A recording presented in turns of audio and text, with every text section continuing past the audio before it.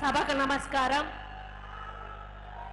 Parliament ఎన్నికలు జరుగుతున్న సందర్భంలో వరంగల్ పార్లమెంటు నియోజకవర్గ అభ్యర్థిగా కడియం కావ్య గారు పోటీ చేస్తున్న ఈ తరుణంలో భారీ బహిరంగ సభ ఏర్పాటు చేసి ఆ కార్యక్రమానికి అధ్యక్షత వహించినటువంటి సోదరుడు నా తోటి శాసనసభ్యులు నాయని రాజేందర్ రెడ్డి గారికి, ఈరోజు ఈ కార్యక్రమానికి ముఖ్య అతిథిగా వచ్చినటువంటి మనందరి ప్రియతమ నాయకుడు మన తెలంగాణ ముఖ్యమంత్రి రేవంత్ రెడ్డి గారికి, పార్లమెంట్ అభ్యర్థిగా పోటీ చేస్తున్నటువంటి కడియం కావ్య గారికి, వేదిక మీద ఉన్న నా తోటి శాసనసభ్యులందరికీ, ఇన్ఛార్జీలకు, మరి వివిధ హోదాల్లో ఉన్నటువంటి ప్రతి ఒక్క ప్రజాప్రతినిధికి, ఈ కార్యక్రమాన్ని విజయవంతం చేయడానికి వచ్చినటువంటి కార్యకర్తలకు, అభిమానులకు, నాయకులకు, పత్రికా సోదరులందరికీ కూడా నా హృదయపూర్వక నమస్కారం. సీతక్క చాలా వివరంగా ఈ ఎన్నికల్లో మనం కాంగ్రెస్ పార్టీని ఎందుకు ఎన్నుకోవాలి, బీజేపీ పార్టీని ఎందుకు ఎన్నుకోకూడదు అనేటువంటి మాట చాలా స్పష్టంగా చెప్పడం జరిగింది. ప్రత్యేకంగా మన వరంగల్ జిల్లాకు వచ్చినప్పుడు మనం గత ప్రభుత్వంలో ఎన్ని బాధలు పడ్డాము, ఎన్ని కేసులు పెట్టించుకున్నాము, ఎన్ని దౌర్జన్యాలు చూసామో మనందరికీ కూడా తెలుసు. ఎన్నికల పోలింగ్ రోజు కూడా మన మీద దౌర్జన్యం చేసి, దాడులు చేసి, పోలింగ్ జరగకుండా మనల్ని ఓడించేయడానికి ప్రయత్నం చేసినటువంటి రౌడీలటువంటి నాయకులు ఇక్కడ ఉన్న విషయం మనందరికీ కూడా తెలుసు. రేవంత్ అన్నకు ఒక్కటే చెప్తా ఉన్నా, అన్ని జిల్లాల సంగతి నాకైతే తెలియదన్నా, ఇక్కడ మాత్రం మొత్తంగా టీఆర్ఎస్ వాళ్ళంతా రౌడీలు, గూండాలు ఎక్కడా కూడా లేరు అని చెప్తా ఉన్నాను.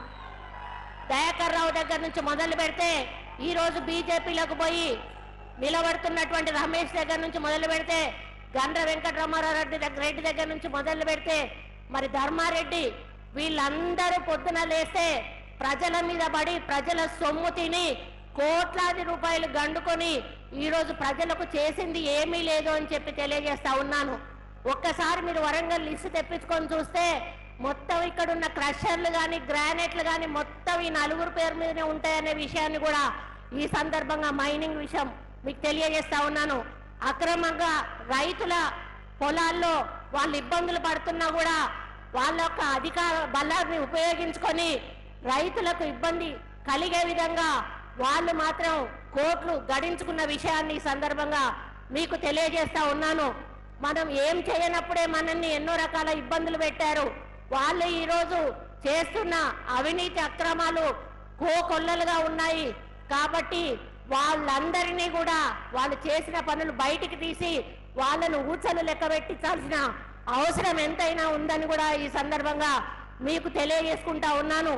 ఇక్కడ ఉన్న ప్రతి కార్యకర్త కూడా ఎంత ఇబ్బంది పెట్టినా కూడా, భయపెట్టినా, బెదిరించినా ఎన్నికల సమయంలో మేము కాంగ్రెస్ పార్టీలోనే ఉంటాము, కాంగ్రెస్ పార్టీనే గెలిపిస్తామని అహర్నిశలు కష్టపడి వాళ్ళ భుజాల మీద పార్టీని మోసి గెలిపించిన నాయకులందరూ కూడా ఈరోజు ఇక్కడ ఉన్నారు. మరి వాళ్ళందరికీ కూడా మనం భవిష్యత్తులో మేలు జరిగే విధంగా కార్యక్రమాలు తీసుకోవాల్సిన అవసరం ఉందని ఈ సందర్భంగా మీకు విన్నవించుకుంటా ఉన్నాను. ముఖ్యంగా వరంగల్ అర్బన్ అనేది ఎక్కడ పనికి పోవడానికి మహిళలు పని దొరకదన్నా వాళ్ళు ఎప్పుడు గెలిచినా ఒకటే అడుగుతారు, మాకు స్మాల్ స్కేల్ ఇండస్ట్రీస్ ఇవ్వండి, మాకు మేముగా సంపాదించుకుంటాము, కాబట్టి మాకు తప్పనిసరిగా ఇవ్వాలి అని కోరుకుంటారు. కొంతమంది బీడీలు చేసుకుంటారు. మరి అటువంటి వాళ్ళకు కూడా మనం చేయూతనివ్వవలసిన అవసరం ఉంది. ముఖ్యంగా చేనేత కార్మికులు అధికంగా ఉన్నటువంటి కాన్స్టిట్యున్సీ మా కాన్స్టిట్యున్సీ. ఇక్కడ నేసే జంపుకానకు ప్రపంచ ప్రఖ్యాతిగాంచినటువంటి పేరు ఉందన్నా, మరి వీళ్లకు కూడా మీ తరఫున ఒక ప్రత్యేక నిధి కేటాయించి వాళ్లకు అన్ని రకాలుగా ఆదుకోవాలని ఈ సందర్భంగా నేను విజ్ఞప్తి చేస్తా ఉన్నాను. మరి ఇదే విధంగా మైనారిటీస్ అయితే చాలా దారుణం. వరంగల్లో దాదాపు 60,000 మంది ఓటర్లు మైనారిటీస్ ఉంటారు. వాళ్ళ ఇండ్లలోకి వెళ్తే ఒకటే రూమ్ లో ఒక 20 నుంచి 25 మంది నివసిస్తా ఉంటారు. అటువంటి దుర్భరమైన జీవితాన్ని గడిపేటువంటి పరిస్థితి ఇక్కడ ఉంది.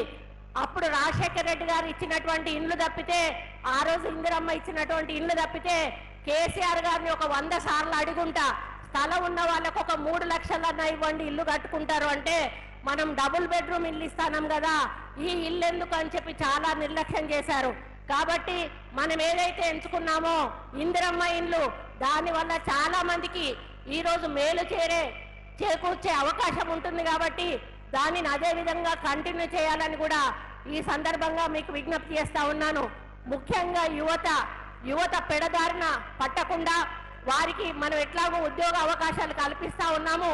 అదే విధంగా స్కిల్ డెవలప్మెంట్ సెంటర్స్ పెట్టి ప్రతి ఒక్క ఇంటి నుండి కూడా ఒక యువకుడు సంపాదించేలాగా చేస్తా అని మన రాహుల్ గాంధీ గారు ఏదైతే మాట ఇచ్చారో తప్పకుండా ఆ దిశగా కూడా మన కేంద్రంలో మన కాంగ్రెస్ ప్రభుత్వం తప్పకుండా వస్తుంది. మనము వాళ్ళు కలిసి మరి యువతను ముందుకు తీసుకుపోవాల్సిన అవసరం ఎంతైనా ఉందని ఈ సందర్భంగా తెలియజేస్తా ఉన్నాను. ఎందుకంటే తల్లిదండ్రులు ముసలి వాళ్ళైనా కూడా ఈ రోజు వరకు కూడా పిల్లల పెళ్లిళ్ళైనా కూడా వాళ్ళ భారాన్ని కూడా తల్లిదండ్రులే మోసేటువంటి పరిస్థితి ఉంది.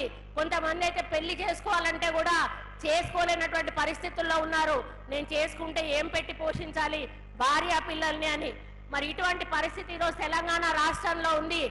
కాంగ్రెస్ తెలంగాణ ఇస్తే, సోనియమ్మ తెలంగాణ ఇస్తే ఏదో బాగు చేస్తాడు కేసీఆర్ అని ప్రజలు నమ్మి 2 సార్లు ఓటేస్తే ఈ రోజు మనల్ని ఎక్కడికి తీసుకుపోయాడో నాకంటే ఎక్కువగా మరి మీరు శ్వేతపత్రం ద్వారా ప్రజలకు వివరించిన విషయాన్ని ఈ సందర్భంగా విజ్ఞప్తి చేస్తా ఉన్నాను. కాబట్టి మనకు మంచి అవకాశం ఇచ్చారు, మన మీద విశ్వాసం పెట్టారు, ఇందిరమ్మ రాజ్యం వస్తామని నమ్మారు ప్రజలు. అదేవిధంగా కేంద్రంలో కూడా ఇందిరమ్మ రాజ్యం కోసం తప్పకుండా ప్రజలందరూ ఓటేస్తారు. ఇక్కడ కడియం కావ్యను 100% భారీ మెజారిటీతో గెలిపించి పార్లమెంటుకు పంపిస్తాము. కాబట్టి మనం రాబోయే రోజుల్లో వీళ్ళ కష్టాలన్నీ కూడా తీరే విధంగా ఏ ఉద్దేశంతో అయితే తెలంగాణ రాష్ట్రాన్ని సాధించుకున్నామో అమరులైన వాళ్ళ ఆశయాల సాధన కోసము మన ప్రభుత్వం ముందుకు వెళ్ళి ప్రతి ఒక్క బడుగు బలహీనలకు కూడా అండగా దండగా ఉండాలని, అభివృద్ధి విషయంలో కానీ సంక్షేమ విషయంలో కానీ ముందుకెళ్లాలని కోరుకుంటా ఉన్నాను. నేను టీఆర్ఎస్ నుంచి ఎమ్మెల్యే అయినప్పుడు అండర్ గ్రౌండ్ డ్రైనేజీ ఇస్తా, ఔటర్ రింగ్ రోడ్ ఇస్తా అని చెప్పి ఆ రోజు ఓట్లు అడిగిన టీఆర్ఎస్ పార్టీ ఆ తర్వాత ఆ పని చెయ్యలేదు. మన ప్రభుత్వం అంటూ ఇప్పుడు కేంద్రంలో వచ్చి ఇక్కడ మన ప్రభుత్వం ఉండి తప్పనిసరిగా outer ring road, under ground drainage తీసుకురావాల్సిన బాధ్యత మన మీద ఉంది. ఇండస్ట్రియల్ కారిడార్ తీసుకురావాల్సిన బాధ్యత మన మీద ఉంది. ఫుడ్ ప్రాసెసింగ్ యూనిట్ తీసుకురావాల్సిన బాధ్యత మన మీద ఉంది. టెక్స్టైల్ పార్కును డెవలప్ చేసి చేయూతనియాల్సిన బాధ్యత మన మీద ఉంది. ఇవన్నిటిని కూడా దృష్టిలో పెట్టుకొని రాబోయే రోజుల్లో ఒక మంచి డిపిఆర్ తయారు చేపించి దాన్ని అమలు చేసే దిశగా మీరు ముందుకు కదులుతారని, మీ వెంట మేమందరము కలిసి నడిచి ఈ ప్రజల క్షేమం కోసం ముందుకెళ్దామని తెలియజేసుకుంటూ మరి మీ ఆశీర్వాదం ఎల్లవెల్లలా వరంగల్ మీద ఉండాలని కోరుకుంటూ